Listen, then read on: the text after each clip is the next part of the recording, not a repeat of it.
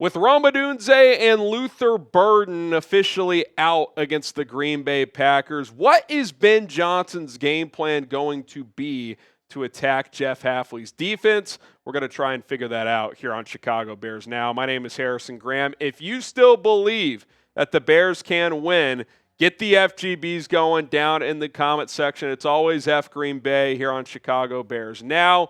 Let's make it happen, and let's dive into this episode.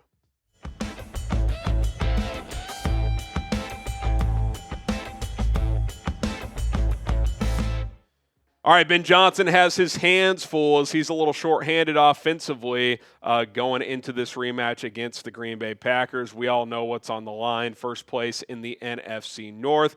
How will Ben attack Green Bay without Odunze, without Burden III? Let's try and dive into that a little bit. Okay, I think the most obvious thing you're going to see, because this team already does it a decent amount, but that is more 12 and 13 personnel. For basic football watchers out there, that is 2 tight ends, 2 receiver, 1 running back, and 12 personnel, 3 tight ends, 1 receiver, 1 running back, and 13 personnel.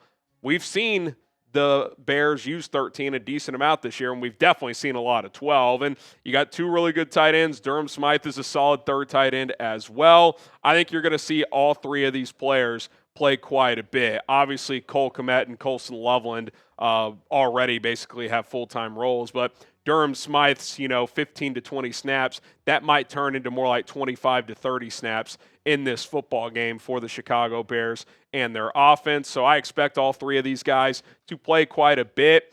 I even wonder, I doubt they'll do this, but is there a world where they elevate a 4th tight end off the practice squad? Depending on when you're watching this, we could know practice squad elevations already, so keep an eye out for that. They're definitely going to elevate a wide receiver, but we'll see if they have a second elevation as well.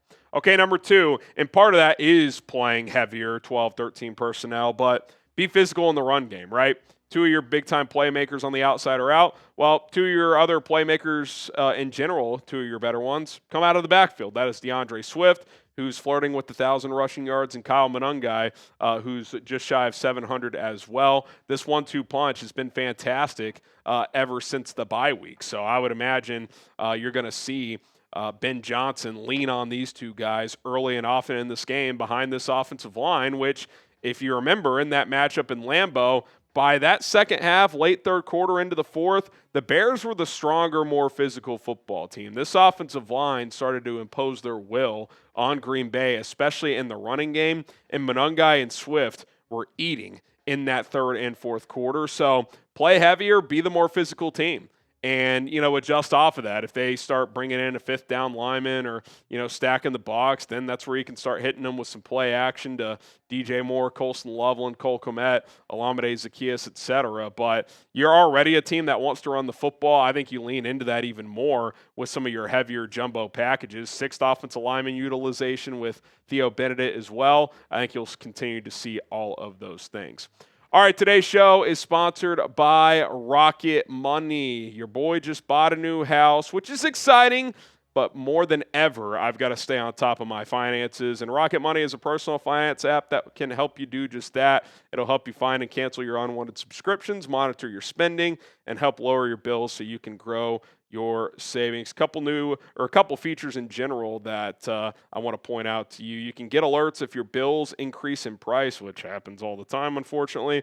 You'll get alerts if there's unusual activity in your accounts, if you're close to going over budget, and you'll even get alerted when, hey, you set a budget and you're on track to not go over budget. So a little positive reinforcement there for you guys. Rocket Money can even try to negotiate to lower certain bills for you. The app automatically scans your bills to find opportunities to save, then goes to work to get you better deals. They'll even talk to customer service so you don't have to. Rocket Money has saved users over $2.5 billion, including over $880 million in canceled subscriptions alone.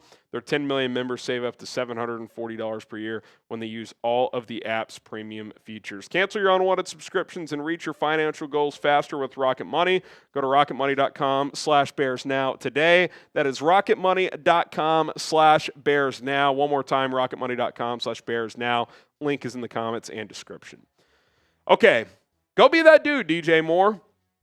Really good game last week, couple of touchdowns. After the game, got a game ball and said it feels good and all that type of stuff. Like, hey, it's time now. Like, you're that guy this week, at least at the receiver position. Maybe Colston Loveland, whatever, gets more opportunities in general. But, like, you are the clear number one receiver in this football game. After him, it's Olamide Zaccheaus, Devin Duvernay, and Jade Walker and a practice squad option. So DJ Moore needs to go out there and be that number one. And even if that doesn't mean going for 100 yards, like, command double teams. Because if I'm Jeff Hafley, I'm trying to take DJ Moore out of the game. Well, if DJ Moore is consistently getting open in one-on-one looks, that's going to force Hafley's hands to take him out of the game. And then that should help you find some other one-on-one opportunities, or maybe that lightens up the box a little bit. You're able to run the football. DJ Moore clearly believes he's still a number one receiver. Go play like one. Go command that attention so it frees up others and, you make plays for yourself as well. I thought last week was really encouraging with Caleb giving him a couple of opportunities, especially that wild play in the back of the end zone. We'll see if he's able to deliver in this game once again. All right, our Week 16 subscriber battle is ongoing, and we slightly are trailing the Packers report. They have 514 new subscribers. Here on Bears Now, we're at 437. Can't let that continue. Let's make sure we close the gap. If you want free and daily Bears content, hit that subscribe button. Let's take those boys down.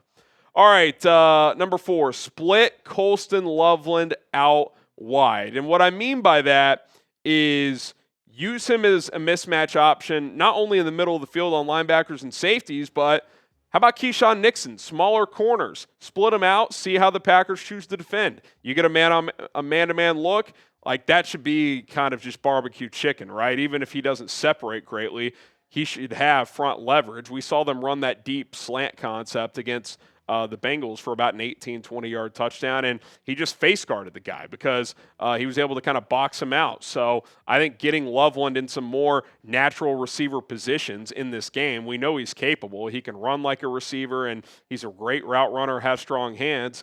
Find those opportunities to split him out, red zone looks, etc., to go and do his thing. So, you just got to be creative. You got to adapt. You got to have guys do some different things than maybe they normally do. But we've seen the Bears do this from time to time this year already with Loveland playing out in the perimeter. He's got the ball skills, the receiver skills to do that. I would expect to see that quite a bit. And then lastly, you need Olamide Zaccheaus to contribute.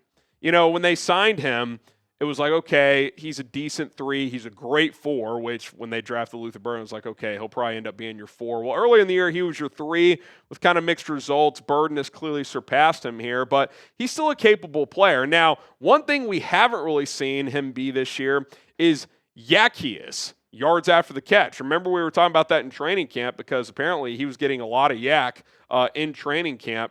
But he's really been more of like a safety valve. The one play where he was going to have a chance to run for a while was that play against the Commanders earlier this year, and he dropped the football. Well, maybe this is a game you can free him up on some kind of a rub route concept, a mesh concept, where you can get him out in space and yards after the catch. He did that a lot last year for the Commanders in that offense. So this is an opportunity for him to prove like, hey, I can still be a starting caliber receiver when other guys are out. So hopefully OZ can step up to the plate because he's going to play heavy snaps. When you're in 12 personnel, 2 receivers out there, he's going to be that second guy. The only time he's probably not going to be out there is in 13 personnel. 11, 12, he's out there. So we'll see what he's able to do. Obviously, it'd be nice to get some contributions from Devin Duvernay and Jade Walker as well. But I think DJ and OZ, those are going to be the 2 guys that play the primary amount of reps at receiver.